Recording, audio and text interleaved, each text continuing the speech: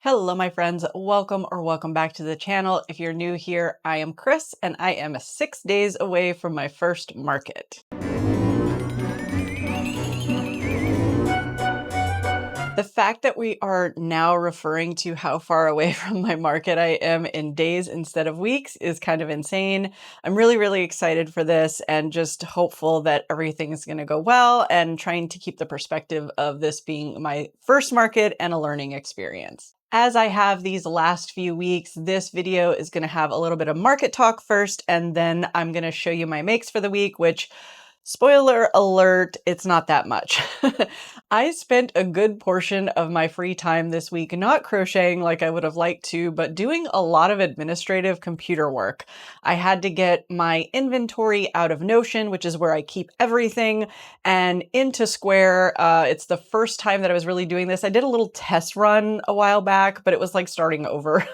And I had to get everything exported in the right format so that I could do a mass upload, got all of my photos in there, all of my SKUs and everything set up. So I'm feeling a sense of relief that all of that is done. I'm going to validate all of my inventory and everything later today. But yeah, I spent a lot of my time doing that kind of stuff. This week's kind of market talk is going to be about a topic that is a little bit, I don't know, would I say controversial? I don't think it's controversial. I think it's just something that sometimes people shy away from, and that's pricing. And it's completely understandable as to why people shy away from that, because it is a sensitive subject. You know, I think all of us want to make sure that we don't invalidate someone else's work. This community is so fantastic that everyone's looking out for each other. So we all want to make sure that, like, I don't undercut someone's not undercutting me. Putting aside the whole resale thing with Temu stuff and all that stuff, I'm talking about strictly people making things. There are people that do this full time. There are people that don't. So there's a different approach for everyone. In this video, I am going to share with you how I came up with my dollar figures for pricing as far as a calculation goes. And kind of just give you a little insight into how I've been keeping my inventory and stuff like that, in the hopes that maybe it helps someone. Is it the right way? I don't know. I don't even know if it's the right way for me. Once I get through this first market, I'll have a little better insight to see if my calculations were correct, what adjustments I need to make, and then I'll pivot and move forward from there. But taking a quick step aside as to the reason why I'm making this video, there's a couple of reasons. Number one, for myself, because I want to learn from this. I want to see if what I did and what I came up with really works, or if it doesn't.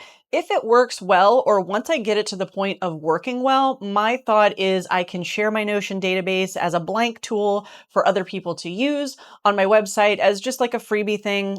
You know, enter your own information and tweak things, just to try to help someone who maybe doesn't know how to set all that stuff up, but it's easy to use and all that kind of good stuff. And then second to that is I want to make sure that I'm grounded. I feel like there is, you know, this is another social media platform, and I can't help, like any other human, but watch some of these folks who this is their full-time job and they have hundreds of thousands of subscribers and do all of these things and really kind of think like, wow, you know, that's amazing. Would I want to crochet as my only job? I don't think I would. I enjoy my full-time job. You know, could I craft and do all kinds of different crafts as a full-time job? Yeah, I could do that. But I don't think I would see myself ever as solely being a crocheter. And I also think that it's important to note that when someone is only doing crochet, I don't think they're only doing crochet. I'm not calling anyone a liar or anything like that. That's not what I mean. What I mean is I feel like everything is crochet related, but they have diversified their income. So it's not that they're just physically creating and selling plushies, for example, or sweaters or whatever it may be. There's social media that they could be earning from, YouTube, you know, subscribers and AdSense, sponsorships, and, you know, doing things like patterns and digital products and classes. I don't think I have seen a crocheter that is a full-time crocheter only do crochet, and then therefore their pricing is what pays the bills, is kind of my point. So I hope all of that makes sense. If it's not something that you're interested in, I'll have timestamps below so you can skip ahead if you just want to see my makes. For a little bit of context about me, my full-time job is in technology. So I build automated processes, chatbots, and all that kind of good stuff. I love to find efficiencies in things, and if there is a calculation that can be done in a spreadsheet versus me having to pull out a calculator, I am all on board with that. So when I started this whole journey of considering selling my products, the first thing I did was stand up some databases. I think of everything as data. It just kind of comes with the territory for me. So it was something that I find fun. You may not find it fun. My tool of choice for that is Notion. It is a free tool. This is not sponsored. They don't know me at all. But I think it's a tool that gets people into being able to use this kind of thing in a very easy way. If you wanted to do the exact same thing in Excel because you like Excel and you have access to Excel, that's another method as well that can kind of do the same thing. But what I did is I first started by creating a little database for my yarn. So what I did is I just wanted to calculate how much does yarn really cost me. I'll use Bernat Blanket as an example because that is one of the first yarns that I started making plushies with and tracking. And for that in my area, that skein usually runs $12.99 per skein and comes with 300 grams of yarn. Now, I don't think I have ever paid full price for a skein of Bernat, primarily because I bought a lot of mine when Joanne was going out of business. Rip Joanne. I miss you. But also like if I'm going to buy one from Michael's or Walmart.com or Walmart the store, I don't think I've ever paid more than $9.99 per skein, but I'm using the $12.99 figure for my calculations because in a pinch, if I had to buy a skein, that's the standard retail for me. That boils down to about 4 cents per gram. So what I did in the beginning is I would weigh the skein of yarn, make my plushie, and then weigh the skein of yarn afterwards so that any waste or anything that I used up was included in that number. And I want to say I tracked that for 3 full months.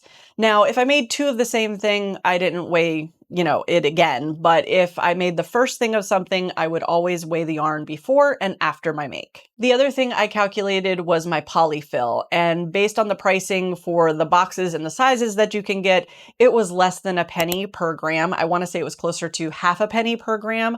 So I kind of came up with the pricing in the sense of it costs me around 5 cents per gram to create a plushie. And that is just including the yarn and the polyfill. When it comes to eyes and other accessories like sewing on buttons, my little pins for my voodoo dolls and all that kind of stuff, I have a separate database for that.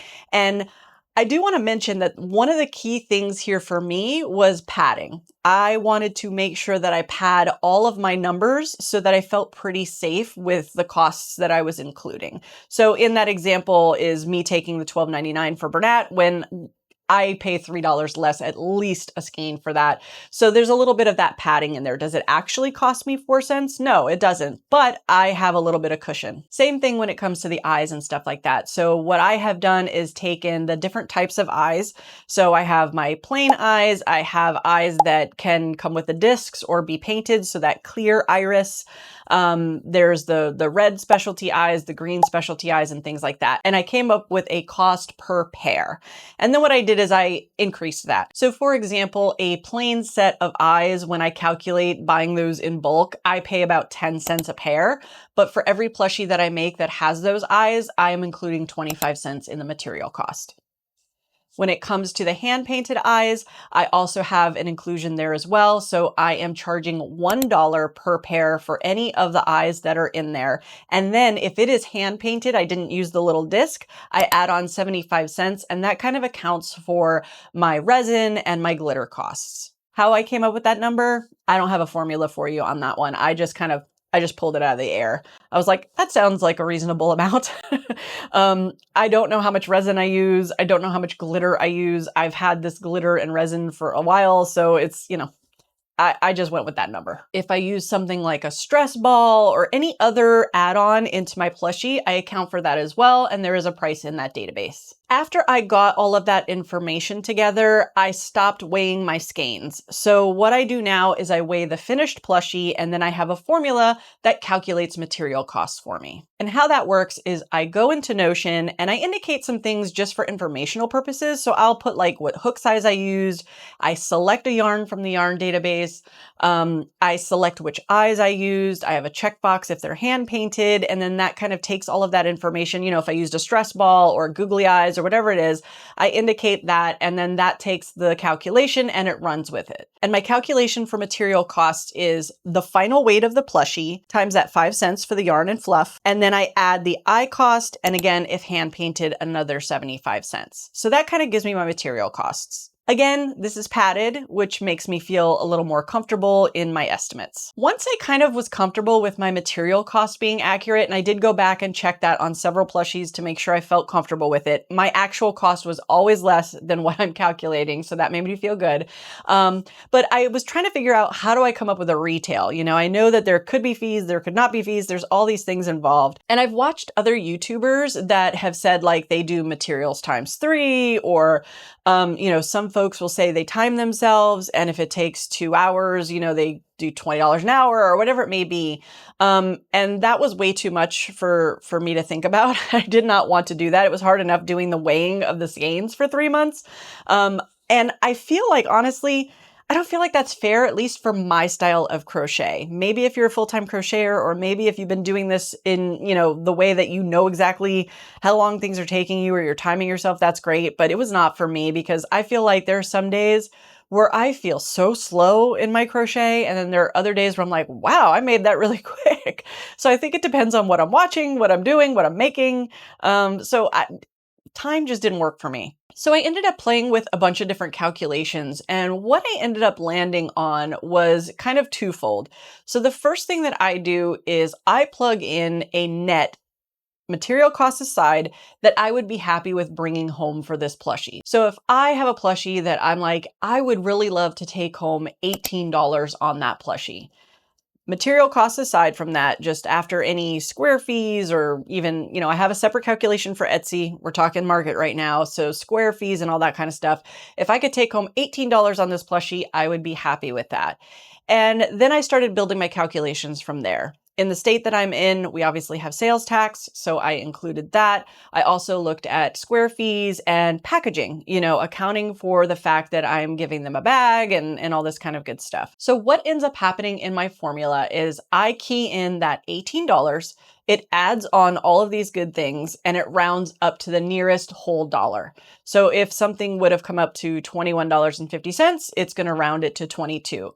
Again, we have some padding. And my formula for that is I take my preferred net, I multiply it by 1.075, which should cover my fees for things like square, plus 80 cents, which should cover my packaging, plus tax. So in this example, my happy with $18 net would result in a $22 price at market. And what I did to kind of make sure that all of my calculations should work in my favor is I then did them backwards, because obviously adding tax to a smaller number versus taking tax from a larger number is slightly different. I hope that makes sense. But what I ended up doing was just doing a couple of columns to backwards calculate everything to just kind of double check my numbers. So in this example, if I charge $22, tax in my area is 7%, so that's $1.54. I have 2.6% as the square fee, so that would be 0.572. I have a flat 15 cents per transaction fee with Square, and then I have 80 cents for packaging, and that would bring me to a net of $18.93,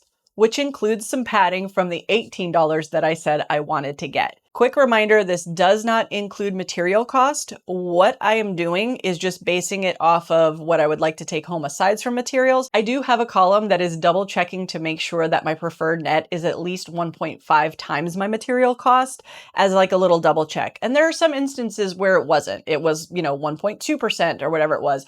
But most of the time that was on things that were one-offs that I kind of knew I was charging a little less for because I just didn't want to make them anymore and I just kind of want to get rid of them. And I do want to mention that there's also extra padding. So in every single one of my items, I am calculating a square fee. But if that transaction is not run through the credit cards, then I am not going to be paying that fee. Additionally, I'm not spending 80 cents per bag and packaging on those items. And sometimes customers won't even want a bag. So again, cushion. And I feel pretty comfortable with these numbers. I have done calculations out the wazoo because again, I'm in technology. I know things can be wrong. And I'm one of those people where if my testers don't find a bug, they didn't test hard enough because there's always something someone misses. But yeah, so I was feeling pretty comfortable with this. Are the numbers right for the effort and the amounts and all that stuff involved? I don't know that yet. You know, again, this is still something very new to me. You may think I need to charge more. You may think I'm charging too much. And it could vary by area. Maybe in your area, something sells for X dollars, but in my area, it wouldn't move. So there's a lot of things to be considered. But at the end of the day, I feel pretty good with where I landed. I'm pretty confident in my calculations. Only time will tell. After this market, I think I'm probably going to do 2 post-market videos. One in which will just be kind of a market recap. We'll go over the overall numbers, and then I will circle back and do a video specifically about this and whether or not my calculations prove to be correct, or, you know, what changes and tweaks I'm going to be making moving forward. But yeah, that is how I came up with my calculations. Whether it's right, wrong, or indifferent, we won't know. But I'm feeling pretty good about it. So we'll see how it goes with the market. All right, let's get into this week's makes. A while back, I took a pattern called Baby Forest Sprite by Sherry Crochet, and I made some modifications to it to create what I was calling my little Demigorgon baby. I loved that plushie. I really thought it was pretty cool. I was pretty proud of the modifications I made and the spin that I took on it. I sold that guy through Etsy, which was awesome, but I also wanted to have some little baby Demigorgons at my market. When I thought about making that pattern again into the Demigorgon, it's a lot of work. And I was kind of like, I don't think I have the time right now. We're so close to the market. I need something a little quicker. So I ended up seeing someone else's video. I don't remember who it was. I wish I did, but they had made the baby Demi pattern by Just a Mom Crocheting. So I went onto Etsy and I grabbed that pattern. It looked like a much simpler make, and it was. So this week I made 3 of these guys. Where's the other one? Here. And I used Parfait Chunky on these. They are small, and I knew they were going to be small, but I really just wanted to get rid of this toffee color. And I kind of want to get rid of certain colors in Parfait Chunky that I'm just not thrilled with. I just don't like the color. I think for a Demigorgon baby, it's really cute and it works fine, but it's not a brown that I love. It's I don't know what it is about it, but I just didn't like it. So I was like, this is the perfect make for that because it's a little bit eerie in my mind. But yeah, so this is my little Demi babies. The 3 of them will come to market with me. This was a super quick make. I did them batch style and it was great. So definitely recommend this pattern if you're looking for something for a Demigorgon baby. And then I only have one other thing to show you, but I will say, not to hype it up too much, but this is probably by far my most favorite thing that I have ever made. And he's coming to market. However, he is going to be priced in such a way that I don't think he will sell. And I am okay with that because I kind of want to keep him. But if someone is willing to pay the crazy price I'm going to put on this guy, then yeah, they can have him because it would be worth it. But let me show you my latest make. Check out his eyes.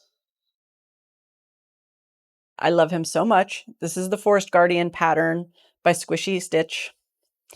And yeah, this is all Naughty Pony in the white and that yarn that I get from Amazon in the rainbow. And they could not be a more amazing combination with each other. If there is perfection, it is Naughty Pony and this rainbow yarn. And yeah, I love him. And I handmade his crystal out of resin. And his necklace is actually wound 3 times and has a real clasp on the back.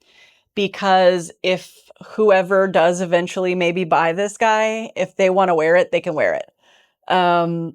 But yeah, I just, you know, I did his eyes in rainbow to match his ears. And I purposely sewed the ears on slightly differently than the pattern calls for. In the pattern, they would kind of rest a little bit more, but I wanted them to stick out because you need to see all of the rainbow glory. But when I tell you this is the softest, squishiest, most, I love him. I love him so much. And you know, it's funny because the Forest Guardians, I like them with the fuzzy tail. And I actually purchased, let me grab. I actually purchased from Premier, the Premier bunny yarn in the Roy G. Biv colors because I was going to make his tail have that on it. And I literally plotted out 2 rows of each, I think it was, in bunny to make the full rainbow. So I was going to go from, you know, red to violet here. And I got to yellow. I got red, orange, and yellow done. And I hated it. I don't like this. Yeah. I mean, I think if I would have brushed it, it would have looked better, but it just made it feel cheap. So I ended up pulling all of it out, cutting it all out, and just sticking with this. I was surface crocheting it onto here. But yeah, so this is my guy. I'll stop talking about him because I've been going on for quite a bit about him, but he's my favorite. I love him so much. I'm going to charge well over $100 for him. I don't know what yet, but it's going to be something where if someone buys it, I'll be like, okay, you know, but I don't want to let him go. He's my favorite. I don't have a name for him yet. So my son named my original Forest Guardian, which I loved and is probably one of the few things that I was truly sad to see go when he sold, and he was Cornelius. So he is working on coming up with a really cool name like that for this guy. So we'll see what he comes up with. But again, I am 6 days away from market. Oh, it's funny. Mr. Skane has been doing a countdown for me. So we have this black dry erase light up LED board in our living room. And we always like write our birthday celebrations and exciting things that are happening or holidays. He's so artistic. So he draws like pictures on there and stuff. And he has created this countdown for me where on the cauldron, it's counting down to my market. And to walk over this morning and see it say 6, I was like, I can't believe it. So yeah, I can't believe that next week's video is going to be a market recap. So I hope that you'll tune in for that. We'll see if it goes well or if it's a complete dumpster fire, but either way, I'll give you whatever I got. So as always, thank you so much for watching, and I will see you on the next one. Bye.